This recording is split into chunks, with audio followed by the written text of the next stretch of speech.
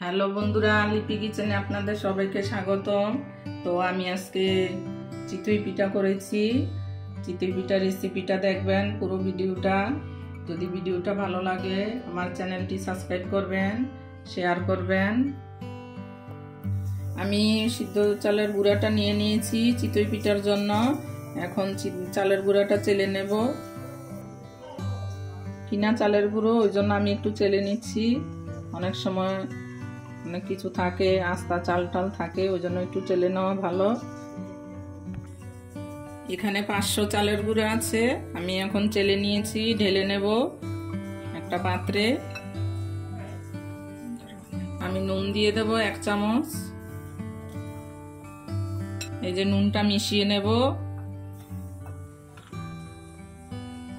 আমি একটু গরম জল করে নিয়েছি। এই চিতই পিঠাটা গরম জলে ব্যাটার করলে খুব ভালো হয়। জলটা আস্তে আস্তে দেব। আমরা যেরকম ময়দা মাখি ওরকম ভাবে আগে মাখতে হবে। জলটা আস্তে আস্তে দেব। জলটা ফুটিয়ে নিয়েছি, অনেকটাই গরম।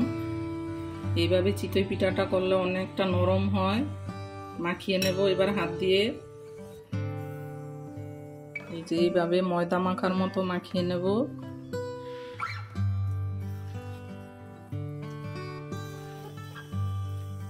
জলটা গরম আছে, একটু আস্তে আস্তে মাখতে হবে। এই যে এরকম ভাবে চটকাতে হবে।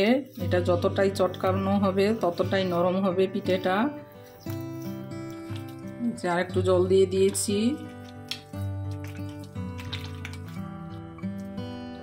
এই যে এরকম হয়েছে, আর একটু নরম হবে। এইভাবে একটু ফেটাতে হবে। ব্যাটারটা তৈরি হয়ে গেছে পিঠের। 8 ঘন্টার জন্য ঢেকে রাখবো। বাটি নিয়েছি, এই বাটিটার মধ্যে 1 চামচ তেল দিয়ে দেব। অল্প একটু জল দিয়ে দেব। এখন আমি এটা মিশিয়ে নেব। আমি পিঠেটার জন্য একটা খোলা বসিয়ে নিয়েছি। এই খোলাতেই ভাজবো। আমি এই খোলাটা একটা কাপড় দিয়ে তেল জল নিয়েছি বাটিটা থেকে, এখন মুছে দেব। এই যে ব্যাটারটা এরকম হবে,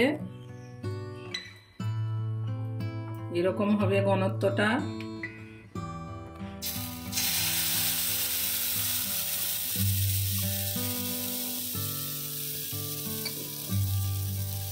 এখন এই সরাটা দিয়ে ঢাকা দিয়ে রাখবো। গ্যাসটা মিডিয়ামে দেব। 3-4 মিনিট ঢাকা দিয়ে রাখবো। সরা ছাড়া অন্য কিছু দিয়েও ঢাকা যায়। আমার বাড়িতে সরাটা ছিল, ওই জন্য সরাটা দিয়ে ঢাকলাম, এটা তুলতে সুবিধা। এই যে 3 মিনিট হয়ে গেছে, আমি এখন তুলে দেখবো ঢাকনাটা। এই যে পিঠেটা ফুলে গেছে, এখন তুলে নেব। এই যে তলাটা, এই যে পিঠের তলাটা এরকম হয়েছে। আমি আরেকটা করে দেখাচ্ছি। দিয়ে মুছে নেব।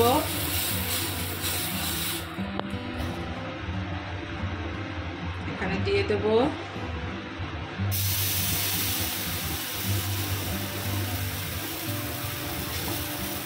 এখন ঢেকে দেব, 3 মিনিট রাখবো। এই যে পিঠেটা হয়ে গেছে 3 মিনিট। পিঠেটা হয়ে গেছে।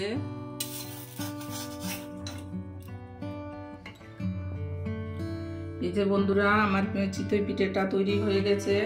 আমি সিদ্ধ চাল দিয়ে চিতই পিঠা করেছি, খুব নরম হয়েছে। এই যে দেখুন কতটা সফট হয়েছে, নরম হয়েছে।